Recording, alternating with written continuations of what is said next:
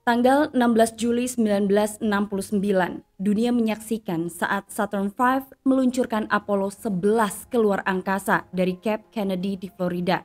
Salah satu pencapaian terbesar umat manusia adalah saat Neil Armstrong, Buzz Aldrin, dan juga Michael Collins akan memulai perjalanan 8 hari mereka ke bulan dan kembali sejauh 240.000 mil.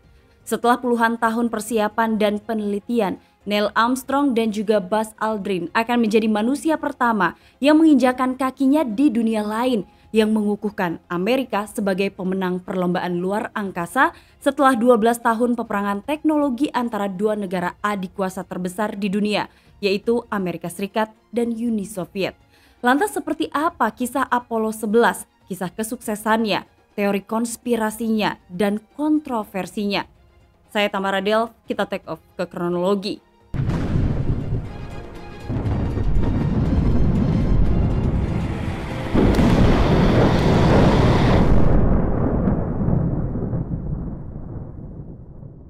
Perjalanan manusia ke bulan akan menjadi momen yang menentukan.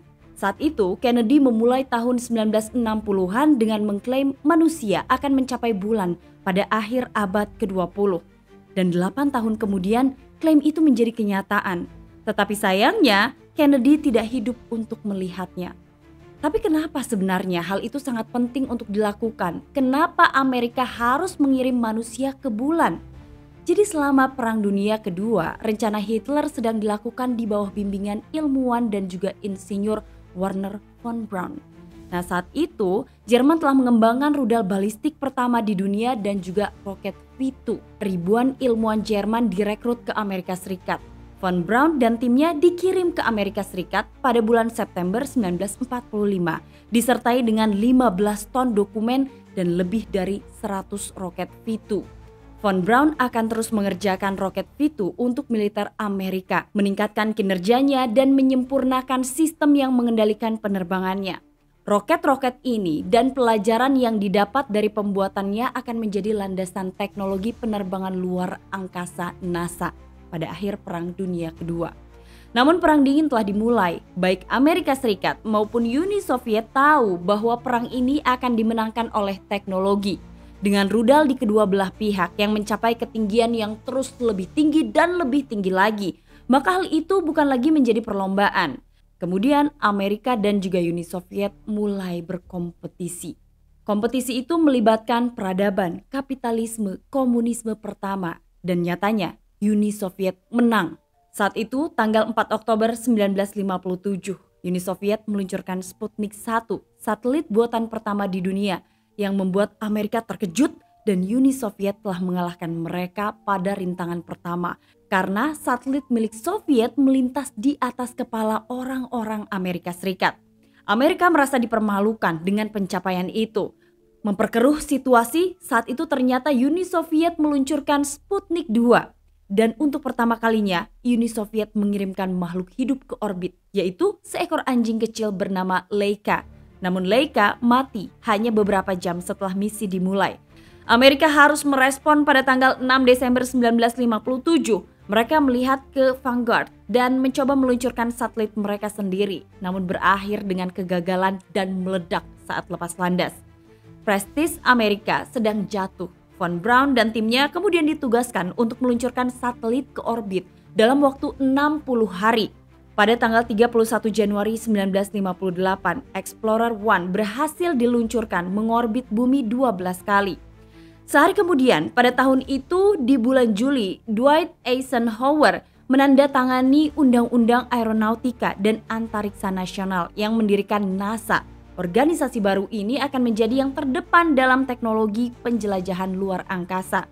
NASA mempekerjakan Von Braun dan untuk pertama kalinya Amerika tampaknya bisa menang. Mereka akan memimpin pendaratan di bulan yang sekarang menjadi tujuannya. Namun pada tanggal 12 April 1961, Yuri Gagarin, seorang kosmonot Soviet, menjadi yang pertama dan untuk mengorbit bumi, Gagarin dipuji sebagai pahlawan. Ditunjukkan kepada dunia sebagai sesuatu yang dapat dicapai oleh sistem komunis Soviet. Amerika sekali lagi dipermalukan. Beban dunia tampaknya berada di pundak Gedung Putih. Sementara Uni Soviet telah meluncurkan manusia dan satelit terbesarnya pada saat itu. Amerika pertama kalinya tertinggal di belakang negara komunis. Maka kemudian Amerika mulai gencar melakukan sesuatu yang harus dilakukan 1 bulan kemudian, yaitu pada tanggal 5 Mei 1961. Amerika Serikat menanggapi dengan proyek Mercury dengan mengirim astronot Alan Shepard ke luar angkasa. Namun itu belum cukup. Kennedy ingin menunjukkan kepada dunia bahwa Amerika Serikat dengan kebebasan dan kemakmurannya dapat melampaui semua pencapaian Soviet, dan dunia barat telah menjadi pelopor revolusi industri dan penemuan modern, dan mereka tidak bisa menyerah begitu saja. Amerika mulai bekerja dan para ilmuwan terbaik di dunia berkumpul bersama Amerika. Saat itu Amerika ingin mengirim manusia ke bulan dan mereka akan berhasil. Mereka percaya pada misi itu. Hal pertama yang dimulai oleh Kennedy adalah dengan tur ke-4 instalasi luar angkasa di Huntsville, Alabama untuk memulai space race. Setelah 1 dekade kerja keras dengan sains dan teknik semaksimal mungkin, Saturn V sudah siap. Misi Apollo 11 adalah tonggak dari segala misi Amerika Serikat untuk mengirim manusia ke bulan. Apollo 11 siap untuk meluncur, tingginya lebih dari 100 meter dan terisi penuh bahan bakar. Beratnya lebih dari 6,5 juta pon atau 3 juta kilogram, setara dengan 400 ekor gajah yang menempel di dasar Saturn V. Dan dilengkapi dengan mesin F1 yang masing-masing mesin akan membakar 3 ton bahan bakar per detik yang menyediakan dorongan awal untuk mengangkat roket. Hingga hari ini Saturn V tetap menjadi roket terkuat yang pernah dibuat. 4 mesin luar juga mampu menggerakkan roket ke arah yang benar jika menyimpang dari target. NASA juga memperhatikan keselamatan. Para astronot akan tinggal di sebuah kapsul di atas Saturn V yang disebut dengan Command Module. Saat tanggal 16 Juli tiba, seluruh dunia akan menyaksikan sebuah roket yang beratnya sama dengan kapal perang. Roket itu akan lepas landas dari tanah dan meluncur keluar angkasa. Saturn V secara sederhana adalah salah satu pencapaian teknologi terhebat sepanjang masa dan salah satu yang paling mengesankan. Hal-hal yang pernah dibuat manusia yang tersisa hingga hari ini sebagai kendaraan terkuat dalam sejarah manusia. Dan hari peluncuran tiba, tanggal 16 Juli 1969. Neil Alden Armstrong, 38 tahun, Edwin Aldrin atau Buzz Aldrin, Michael Collins akan lepas landas dari Pad 39A. Ketiganya akan membawa harapan seluruh manusia mengenai misi ke bulan. Perjalanan melalui luas, gelap, dan dinginnya luar angkasa. Mereka akan terbang dengan membuat janji yang dibuat Presiden Kennedy 8 tahun lalu, yaitu untuk mengirim manusia ke bulan dan kembali dengan selamat. Palka roket itu mulai ditutup dan pesawat luar angkasa itu siap meluncur. Semakin dekat waktu peluncuran, semakin banyak orang yang memadati sekitar lokasi peluncuran. Setidaknya ada 10.000 mobil di sekitar tempat peluncuran roket tersebut. Sebuah roket dengan berat 6,5 juta pound siap diluncurkan di siang hari yang cerah. Hitungan mundur dilakukan. Semua orang mengarahkan pandangannya pada roket itu. Asap putih mulai terangkat. Pengapian dimulai dan terlihat api berwarna oranye berkobar dari bagian bawah roket. Gemuruh keras terdengar. Roket mulai terangkat. Iya, roket itu mulai meluncur dan naik ke permukaan. Melesat cepat ke langit biru, Neil melapor dalam 1 menit mereka sudah berada di ketinggian 2 mil dan semuanya baik-baik saja. Kecepatan roket itu mencapai 4.000 kaki per detik. Semuanya terus terlihat baik. 1.000 mil dari launch pad, ketinggian roket mencapai 101 mil dan roket terus dipantau. Kru di dalamnya mulai melapor pada kontrol misi di Houston bahwa di jendela mereka bisa melihat Amerika Utara, Alaska. Kemudian mereka bisa melihat Kanada, Meksiko, dan mereka melihat lautan. Begitu indah pemandangan pada saat mereka menuju ke bulan. Berhari-hari perjalanan mereka belum selesai. Di hari keempat lah akhirnya para astronot ini mulai mendekati bulan, di mana mereka mulai melihat semakin dekat kondisi bulan. Pemandangannya disebutkan sangat indah, namun ternyata permukaan bulan terlihat kasar. Dan mereka bisa menayangkan apa yang mereka lihat kepada orang-orang yang ada di darat. Saat roket itu mulai mendekati bulan, saat itulah akhirnya Neil mengatakan mereka siap menuju permukaan bulan. Semakin lama jaraknya sangat dekat dengan bulan.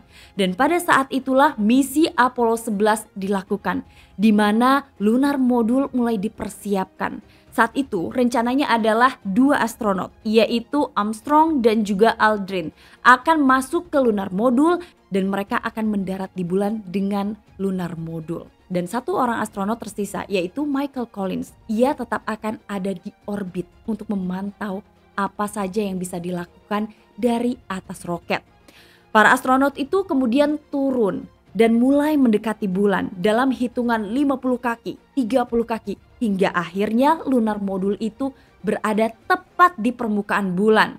Para astronot ternyata memiliki ketegangan masing-masing, harapan dan juga ketakutan. Apakah mereka akan selamat ketika mereka tiba di bulan?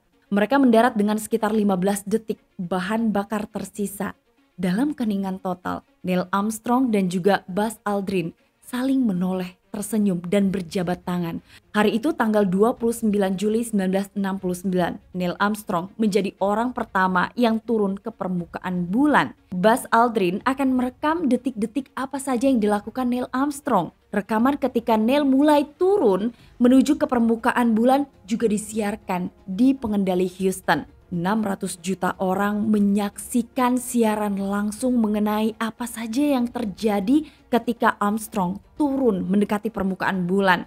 Langkah pertama dilakukan oleh Neil Armstrong dan semuanya nampak normal. Ia menjelaskan kepada publik apa yang pertama kali ia lihat, kemudian seperti apa sebenarnya permukaan bulan. Saat itu ia melaporkan bahwa permukaan bulan sangat halus, seperti butiran-butiran pasir dan seperti gurun yang ada di Amerika Serikat. Sekitar 15-20 menit kemudian, Buzz Aldrin siap untuk bergabung dengan Armstrong di permukaan bulan. Aldrin kemudian bergabung dengan Armstrong. Reaksinya menyimpulkan bahwa apa yang mereka lihat sungguh luar biasa. Hal pertama yang dilakukan oleh kedua astronot itu adalah membaca plakat yang berada di lunar modul bernama Eagle. Nah, pada saat mereka sedang melakukan beberapa hal awal, ternyata saat itu sambungan dari Houston menyebutkan bahwa Presiden Amerika yaitu Richard Nixon ingin berbicara kepada mereka. Sontak saat itu Armstrong dan juga Aldrin langsung menanggapi pernyataan luar biasa dari sang presiden yang berada di Gedung Putih. Hal-hal yang dilakukan berikutnya oleh kedua astronot itu adalah mereka melakukan eksperimen di bulan, menguji angin, matahari, dan meletakkan peralatan yang akan mengirimkan hasil kembali ke bumi. Di sana, kedua astronot tersebut melakukan beberapa eksperimen juga mengibarkan bendera Amerika Serikat. Kedua astronot itu berada di permukaan bulan cukup lama. Ada beberapa hal yang mereka lakukan di sana. Setelah mereka selesai, maka kemudian keduanya kembali lagi ke Eagle sambil membawa lebih dari 20 kg batu dan debu bulan dan mulai bersiap untuk pendakian kembali ke Command Module. Setelah Eagle diberi tekanan ulang dan helm dilepas, Aldrin mengambil foto Neil dengan matanya yang berkaca-kaca dan senyumnya yang lebar. Hal itu menandakan bahwa Neil Armstrong saat itu sangat bangga menjadi orang pertama yang menginjakkan kakinya di permukaan bulan. Ia dan Aldrin baru saja menyelesaikan tugas tersulit dalam sejarah dunia. Tahap pendakian Eagle kemudian dimulai, menghubungkan mereka kembali dengan Collins untuk perjalanan pulang. Hari ke-8 sejak peluncuran, Apollo 11 telah berjarak 94.961 nautical miles dari bumi dan akan masuk ke bumi sekitar 18 jam 18 menit 12 detik lagi. Hari ke-9, Apollo 11 akan mendarat di Samudra Pasifik dan blackout terjadi saat pesawat luar angkasa itu mulai memasuki atmosfer bumi. Banyak pihak yang belum bisa bernafas lega ataupun senang karena Apollo 11 belum bisa dipastikan selamat saat pendaratan. Dan lagi-lagi orang di darat harus menunggu dengan tidak sabar untuk melihat Apollo 11 melintas di atas langit mereka. Beberapa saat kemudian, Apollo 11 mulai menghubungi kru di darat, menandakan semuanya selamat. Saat itu helikopter-helikopter diterbangkan untuk menjemput kru dan saat itu juga ketiganya dinyatakan selamat lalu disambut. Ketiga orang itu dan ratusan ribu orang yang bekerja pada program Apollo telah memenuhi misi Kennedy untuk mengirim manusia ke bulan dan mengembalikannya dengan selamat ke bumi. Para astronot kemudian dikarantina selama 3 minggu karena NASA tidak tahu apakah mereka membawa kembali patogen atau apapun dari permukaan bulan. Ketiganya kemudian diberi sambutan pahlawan ketika 6 juta orang berkumpul untuk melihat mereka di New York. Namun ternyata kesuksesan Apollo 11 tidak terlepas dari teori-teori konspirasi yang mengelilinginya.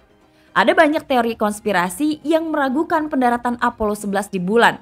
Yang pertama adalah pendaratan di bulan katanya dipalsukan dan direkam di studio film. Ini adalah teori konspirasi yang paling populer. Para pendukung teori ini mengklaim bahwa NASA merekam pendaratan palsu di lokasi rahasia, mungkin di Hollywood. Mereka menunjukkan beberapa kejanggalan dalam foto dan video sebagai bukti, seperti tidak adanya bintang di langit bulan. Mereka berpendapat bahwa seharusnya ada banyak bintang yang terlihat di foto bulan karena tidak ada atmosfer untuk menghalangi cahaya bintang. Namun ternyata hal itu dibantah oleh para ilmuwan yang mengatakan tidak adanya bintang di foto karena kamera yang digunakan dalam misi Apollo disetel untuk mengambil gambar permukaan bulan yang terang sehingga bintang-bintang yang redup tidak tertangkap. Kemudian, bayangan yang tidak paralel. Orang-orang yang percaya teori konspirasi ini mengklaim bahwa bayangan pada foto-foto tersebut tidak paralel yang seharusnya terjadi jika sumber cahayanya hanya matahari. Hal ini diinterpretasikan sebagai bukti penggunaan lampu studio. Tapi bantahan para ilmuwan menyatakan bahwa bayangan tidak paralel. Efek perspektif membuat bayangan yang sebenarnya paralel tampak tidak paralel dalam foto. Nah, sementara itu untuk bendera Amerika Serikat yang berkibar, mereka bertanya-tanya bagaimana bendera Amerika Serikat bisa berkibar jika tidak ada angin di bulan. Dan bantahan para ilmuwan adalah bendera yang berkibar itu memiliki bingkai kawat untuk membuatnya tampak berkibar. Dan berkibarnya yang terlihat dalam beberapa foto disebabkan oleh kerutan pada kain bendera akibat terlipat selama perjalanan. Kemudian tidak adanya kawah di bagian modul pendaratan bulan. Mereka yang berpendapat bahwa seharusnya ada kawah besar di bawah lunar modul pendaratan. Nah, jika sesuatu benda itu mendarat di antara bagian yang halus, harusnya ada sebuah kawah. Tapi pada kenyataannya di Apollo 11 tidak terlihat. Nah, bantahan ilmuwan adalah tidak adanya kawah di bawah modul pendarat atau lunar modul adalah karena mesin pendaratan bulan dirancang untuk mengurangi daya dorong saat mendarat sehingga tidak menghasilkan kawah yang besar. Dan ada satu lagi yang cukup membingungkan, sabuk Van Allen yang akan membunuh para astronot. Nah, sabuk Van Allen ini adalah zona radiasi partikel bermuatan yang mengelilingi bumi. Beberapa orang percaya bahwa radiasi di sabuk ini terlalu kuat dan sebenarnya akan membunuh para astronot di Apollo 11. Nah, bantahan muncul lagi dari para ilmuwan yang menyebutkan bahwa para astronot melewati sabuk Van Allen dengan cepat dan dilindungi oleh wahana antariksa mereka sehingga mereka menerima dosis radiasi yang dapat ditoleransi. Nah, ada lagi nih satu lagi bahwa semua misi Apollo setelah Apollo 11 dibatalkan karena NASA takut kebohongannya terbongkar. Teori ini mengklaim bahwa NASA tidak melanjutkan misi pendaratan bulan setelah Apollo 11 karena mereka takut kebohongan mereka akan terungkap ke publik. Apakah masuk akal menurut kalian? Dan satu lagi, ada yang menyebutkan bahwa motivasi politik ini semua ujungnya adalah politik. Nah, beberapa orang percaya bahwa pendaratan bulan adalah bagian dari persaingan perang dingin antara Amerika Serikat dan Uni Soviet. Dan Amerika Serikat tidak mau kalah dengan Uni Soviet sehingga mereka memalsukan untuk memberangkatkan seseorang pergi ke bulan padahal sebenarnya hal itu tidak pernah terjadi. Dari beberapa teori konspirasi ini kira-kira ada yang mendekati kebenaran nggak ya? Gimana menurut pendapat kalian? Boleh banget tuh kalian kasih informasi sama aku di kolom komentar. Terima kasih kalian sudah nonton mengenai Apollo 11 ini. Kalau mau menambahkan ada beberapa hal yang belum dibahas sama Tamara Delf di dalam video ini, boleh banget tulis di kolom komentar. Terima kasih, sampai ketemu lagi di episode selanjutnya. Assalamualaikum warahmatullahi wabarakatuh. Kira-kira berikutnya Apollo berapa ya? Komen di sini.